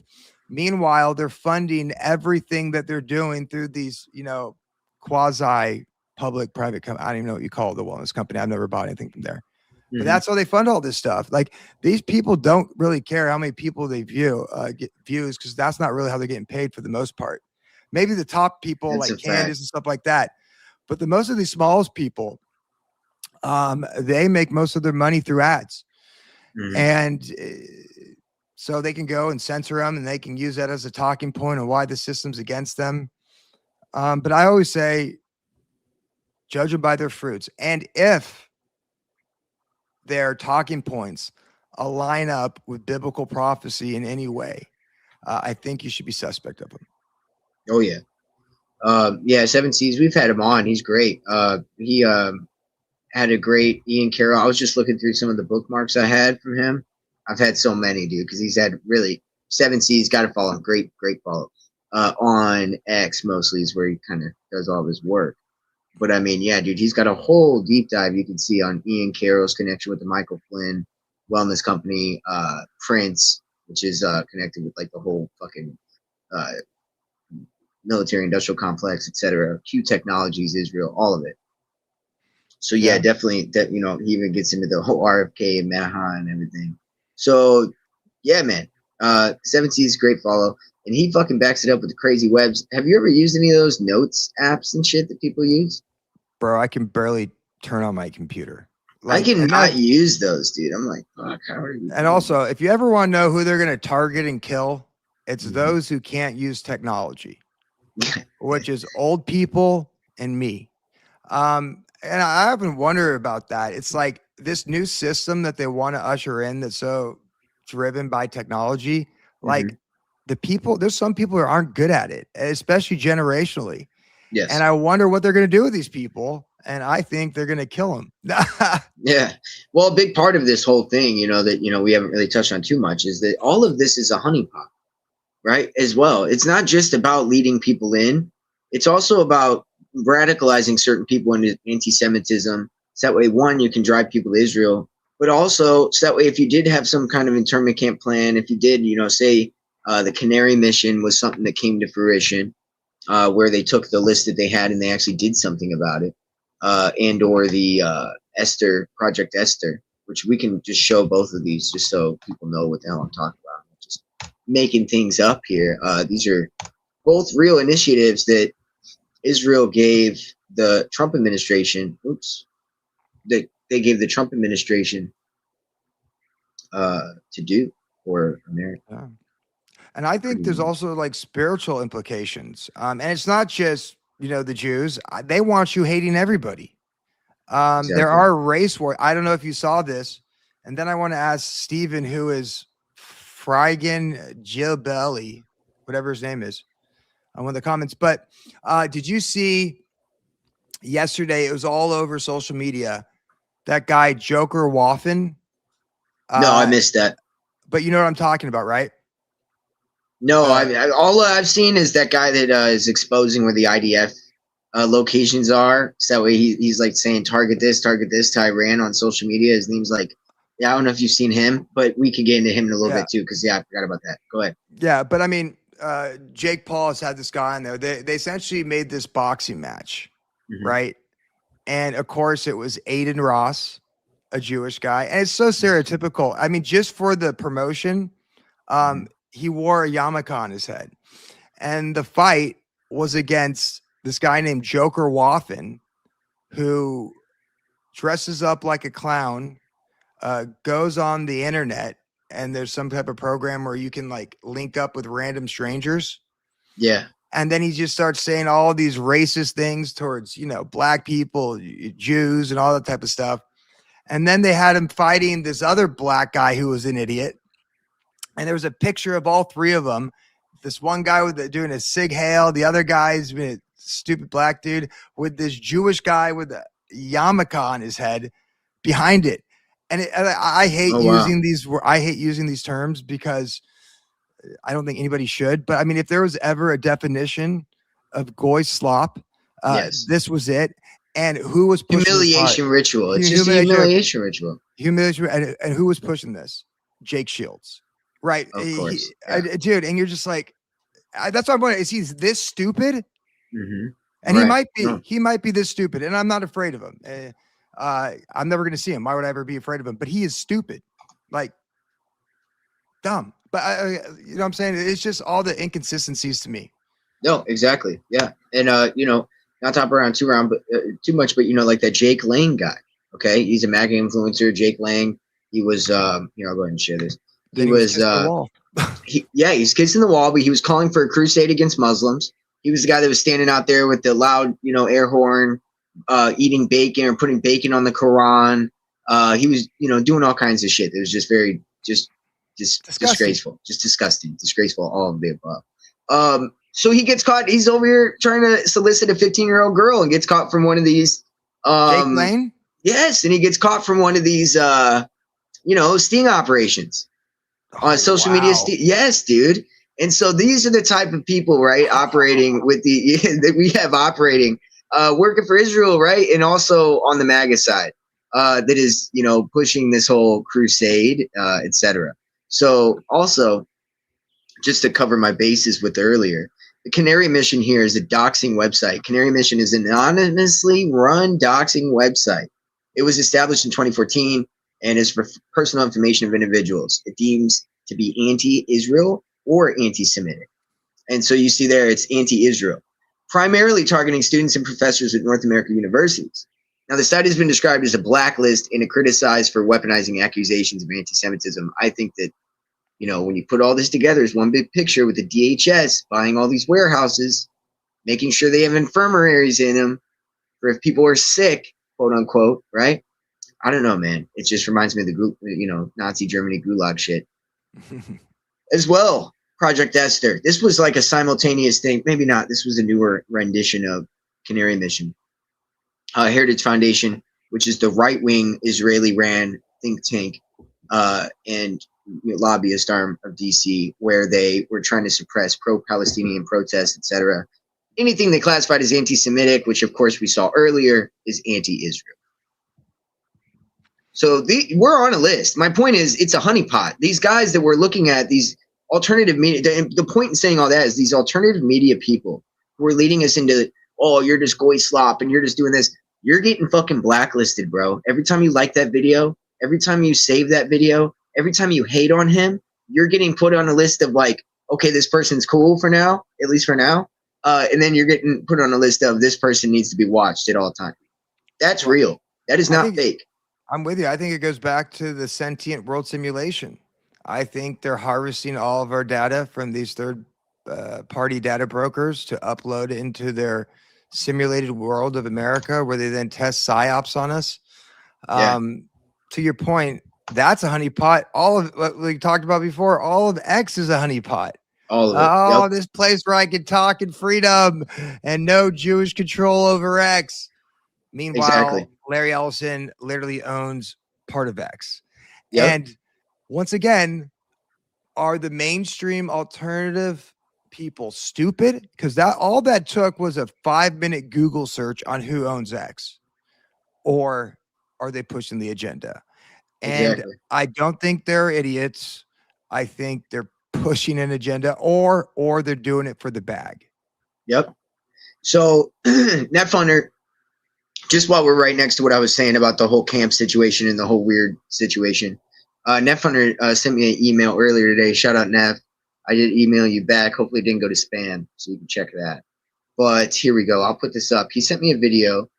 In Dallas, there was this odd event that took place on the 13th, so 2 days ago. Check this out. Tell me if you could hear it.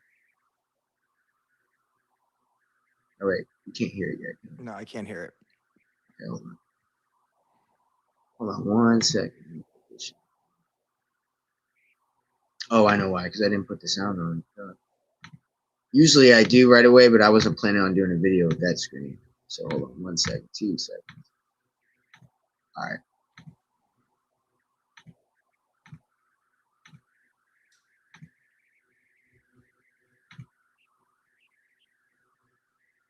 That's what he said.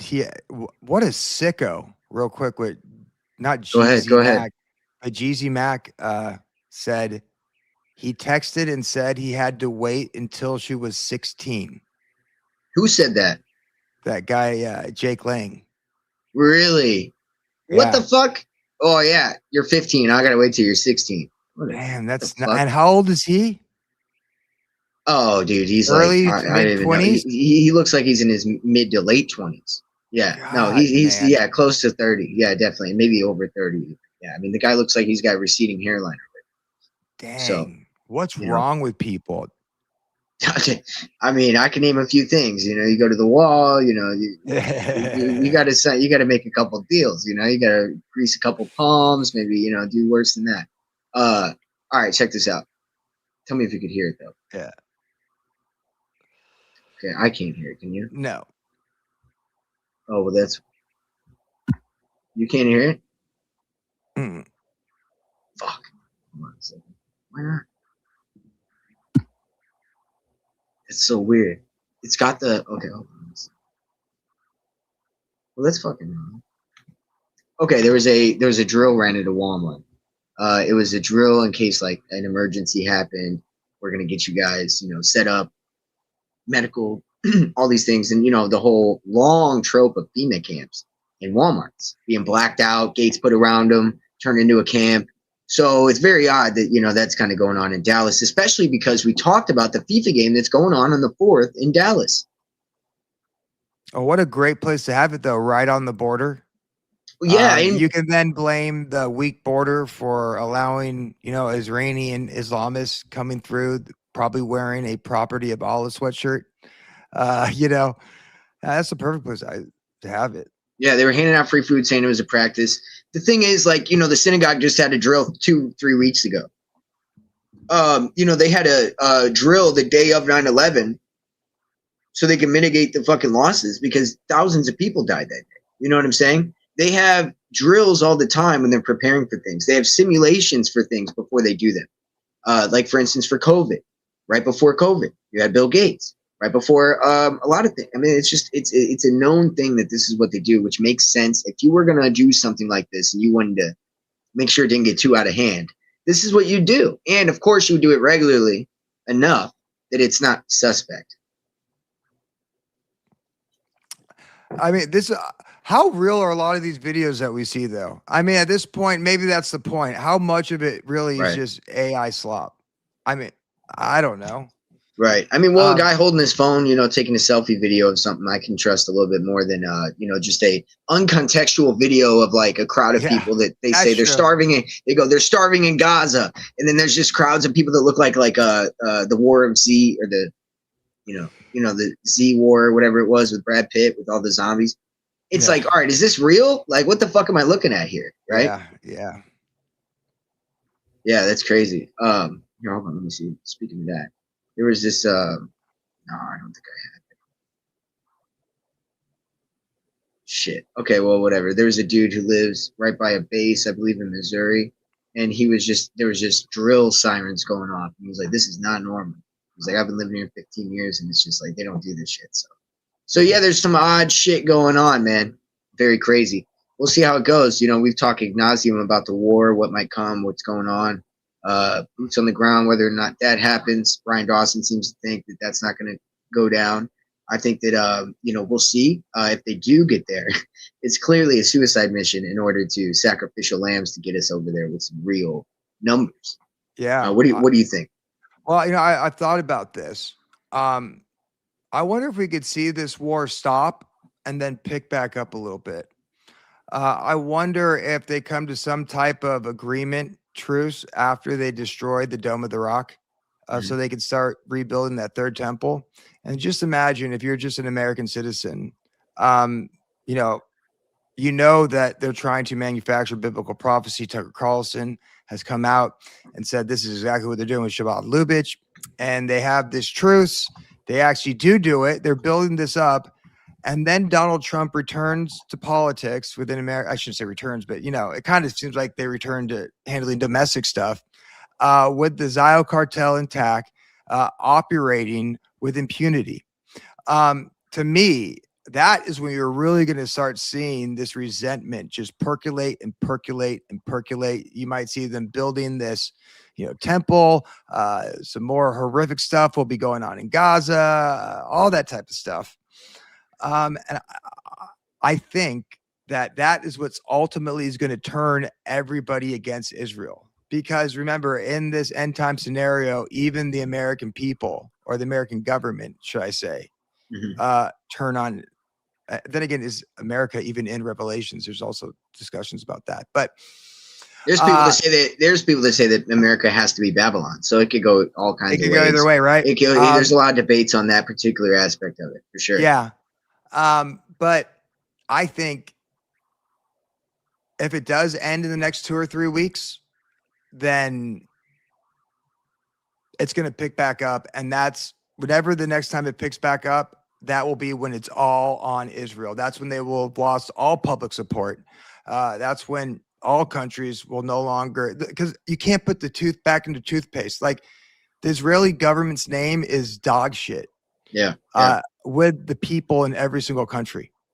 Absolutely. Unless you are a hardened Zionist or, whatever you want to call yourself. But there's no putting that back in the tube. So I don't know. It's crazy. Well, we're going to get a little bit deeper into the war stuff. There's a couple of breaking news things going on here. Look at that. We got live breaking news right here. That's why you got to follow me on X, dude. I'm telling you right now, 6G Agenda at 6G Agenda on X. You follow me there, dude. I'm telling you, bro. I get shit right when it happens, hot off the fucking shit. And I'm looking up to see if there's any articles online, and there's none. So, I can't even verify it yet, but I'm sure, usually it gets verified a little later. It's kind of crazy. But first off, before we get off of the topic of the day, the last analogy, while we're on analogies, I want to give is right now you have a large awakening going on because, as we talked about, the conspiracies are going mainstream, right? And as it happens, I liken it to people getting off of an airplane, right? And you got people standing with their signs up, and imagine Ben, Ben's getting off the airplane, right? And Ben, he's walking towards all these cab drivers, and they all got the Ben name, Yeah. And all these people up front are the Fuentes, the Andrew Tate, the Joe Rogans. And then back there, you might find, that's the guy that's supposed to take you home. These people are going to take you, and they're going to take you to throw you in the trunk. They're going to take you to the river, and you're going to be dead, right? They're taking you to slaughter. And the people in the back that are really supposed to take you home, you ain't seeing them. And that's what I liken to this great awakening that's going on right now in this exposure gate. They want to saturate it with people. You can't see who the real, you just got, and you can liken that, all types of different people will take you all types of different places. One person might take you over, to the bar. You may go do some cocaine down in the alley somewhere. You may go get killed with one of them. Like, everybody's going somewhere, but the ones that are taking you home, they're hard to find because they're just in this fucking sea of filth, right? And so that's what that's how I imagine this landscape right now. So anyway. Real quick, what's really helped me kind of determine or navigate through all this? Yeah. It was after learning about the control structure of kind of, America and this earth, but it was when I read the Bible. Because what you'll find out is we are either in the premillennial reign, which I believe, and this is Satan's kingdom, or we're in Satan's short season, which is definitely a possibility, and it's all part of Satan's deception. Regardless, Satan's in charge. Straight up with the earthly actions that go on. So, and also, this is also interesting too, whether it's the end of the 7 years, right, and we're in the premillennial reign, or the end of Satan's, it's a tongue twister for me, Satan's short season. Guess what? Nowhere in scripture does it say that humans get together and overthrow this system of government. Nowhere. Right. Their savior comes before Jesus to save you from a political. Yeah, it's a supernatural force that puts an end to it. It's specifically in Daniel 8. It says a non-human force. So I quickly came to the realization that anybody claiming they're overthrowing the government in a position of power, and there's all types of power within the government, within the media, within social media, that's pretending to fight the system. To me, it's just a fallacy. It's just a lie. And they're either a puppet of Israel or Rome. But, at this point, is there really a difference? Right. Exactly. Yeah. No, I've well said. And I think that we covered a lot of this, what I think's going on with this shit. So we'll wind down the show. I got a couple things that, like I said, are going on fresh as fuck going on right now, gang. 1 second. Okay, let me pull this up. All right, so we have China completely surrounded Taiwan. Yeah. So I went to try to see if there's anything that had, online about this. There's just one thing from 6 days ago. So so let's do this. 2 hours ago, you have all this activity. Okay. 6 days ago, they admit that there was 8 Chinese planned vessels around the territory amid ongoing sovereignty tensions. So there was a buildup 6 days ago.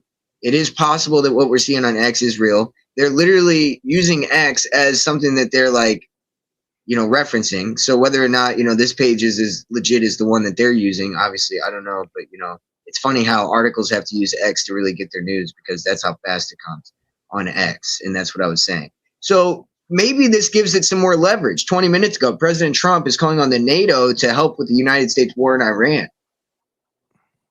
Well, what a great time for China to go into Taiwan. Right? We pulled all of our vessels. What a great time. And what a great time if you want the Western Empire to collapse after it wasted all of its ammunition on what's going on in Israel and what's going on in Ukraine. Exactly. Perfect. And guess what? China has been telling us. I love JT Falls. Jay-Z, he's a good guy. But China's been talking about how they're going to go into Taiwan for the past 4 or 5 years. Mm-hmm. And I think it's either 2026 or 2027. I'm not sure exactly what it is, but they've been saying, we're going to do it then. We're going to do it then. We're going to do it then. And we've come to that time. Yeah. And where the other, pressure points are on the globe, like I said, this is the most opportune time for them to do it. Right.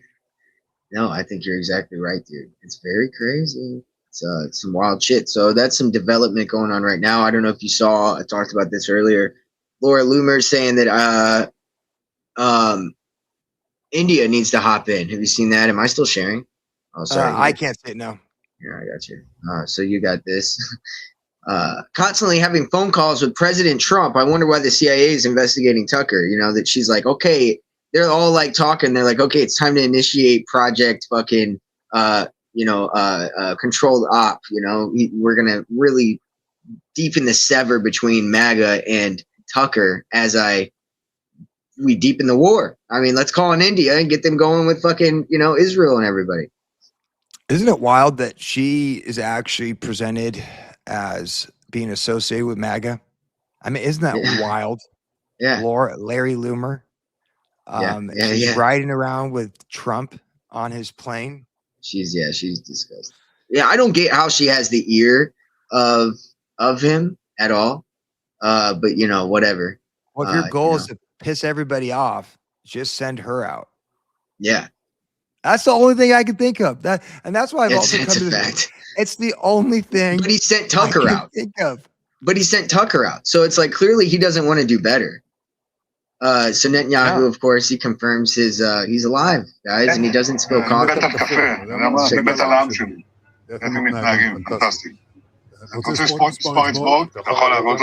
He's got 5 fingers.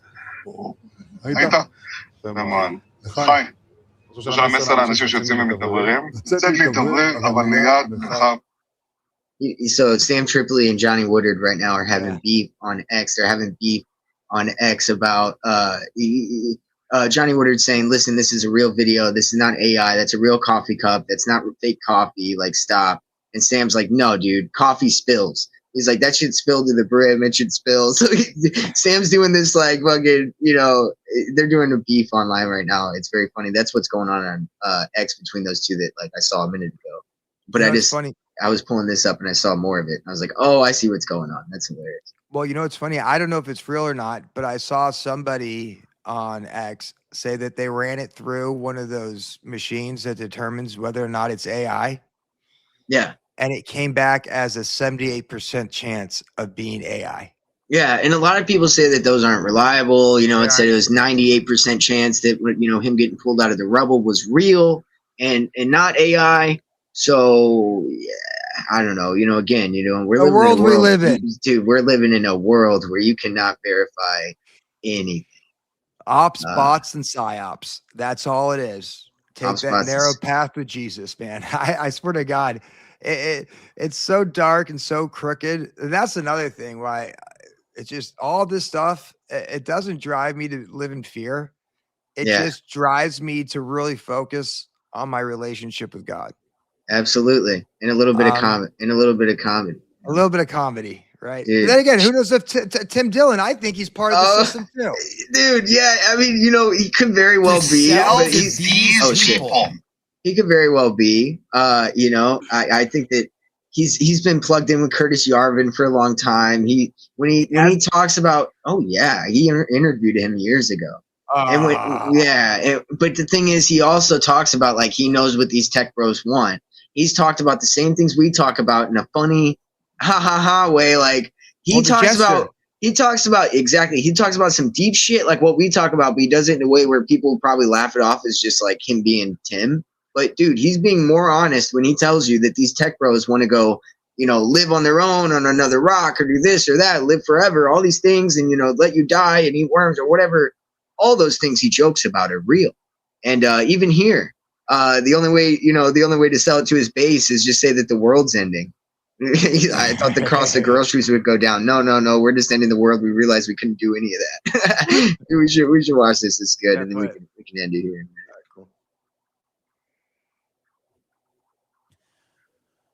That they're getting something out of this. It is the only that religious angle of like the third temple and the rapture and all that stuff. The Christian Zionism. You have to go to these people and go, well, don't you want the Messiah to come back? You don't have to go to the rest stop. If the Messiah comes back, you don't have to go to work. So this is that. This is what we're doing.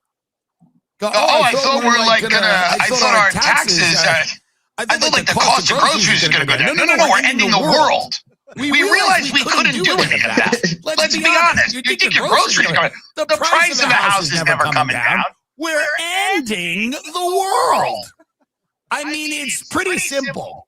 There's zero way you're ever going to afford a house. Let's rapture you all. Let's rapture you all. It is the only shot you have at a good life right now is to hasten the rapture. That is... Right now, the foreign and economic policy of our country currently right now is the rapture. It is that. Do you ever listen to Tim Dillon, by the way? Oh, full stop. I used to love Tim Dillon. I still do. In fact, I've only ever paid for one Patreon. Mm-hmm. Oh, I would pay for too. Tim Dillon's Patreon. I thought Me too, dude. That's so funny. Him and Ray Kump were hilarious. Yes. I like Ray Kump. Absolutely, dude. They were so funny, and he just has his pulse on the nation. Like whenever he was making a joke about how people, whenever they get old, they realize that they need to love something. Like these boomers realize they need to love something, so they just like get an animal, and that's like their whole life is like their dog or whatever. It's like their sons are living in apartments and squirrel, dying, this whole economy and everything, and they're just like my puppy or my dog, is and that's just so true. Like everybody knows the old boomer who's just like obsessed with their animal. But I think Cheesy Mac made a good point on Tim Dillon, which I kind of felt as well. He's like the new Alex Jones.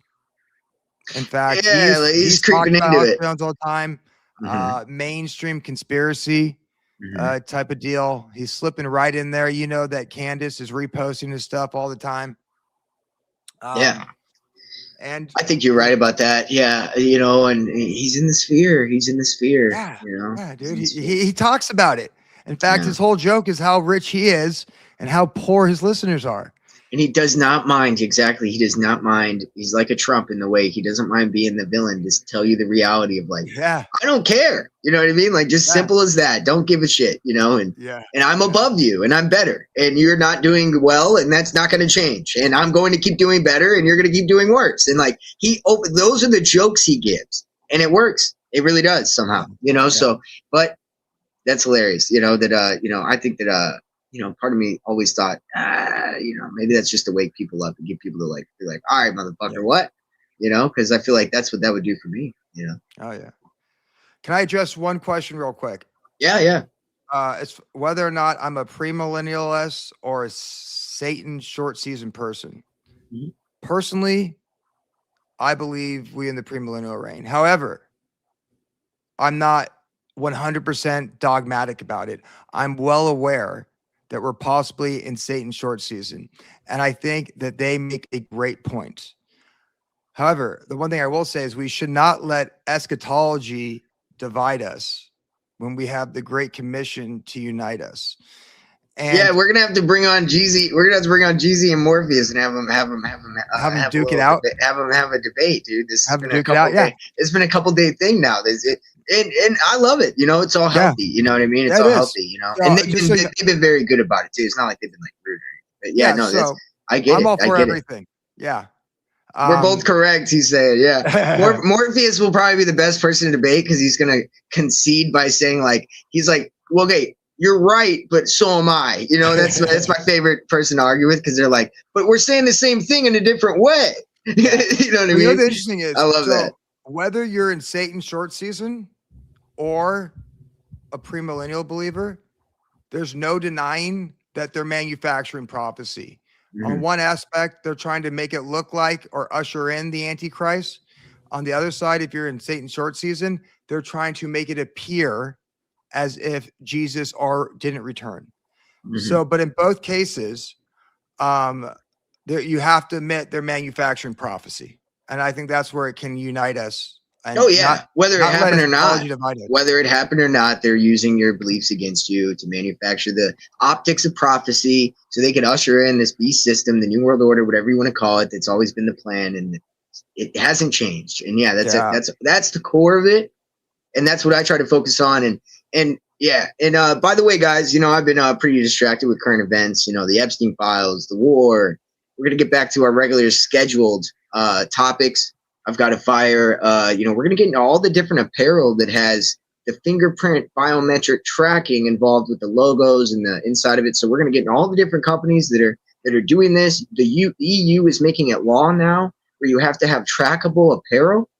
So these are things that, you know, we're going to get back into the core of what we should be talking about, which is the technocratic buildup of the digital twin, you know, and what we talked about, the sentient world simulation that, you know, they're trying to build up so they can enslave us all in a digital prison. So that's the core of it. That's the 6G agenda. So we'll get back to that regular scheduled shit.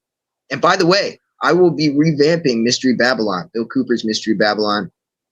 I've been planning to do that since I started this podcast.